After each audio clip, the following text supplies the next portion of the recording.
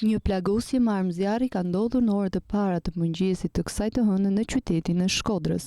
Sipas policisë, mësohet se ngjarja ka ndodhur në vendin e quajtur Dollari, ku si pasojë të shtënave është plagosur me armëzjarri shtetasi Aleksandër Curaj, 40 vjeç. Ai ndodhet në spital nën kujdesin e mjekëve, fatmirësisht i jashtë rrezikut për jetën.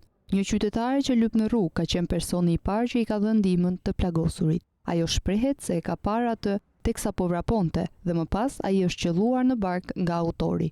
Kishte problemi, tu e kishte plagët, kretja plagët, gjak shumë. A ka kanë kon ty apo s'di? Ka i pritje vret, a futi të në qoshë dhe nuk di më fort.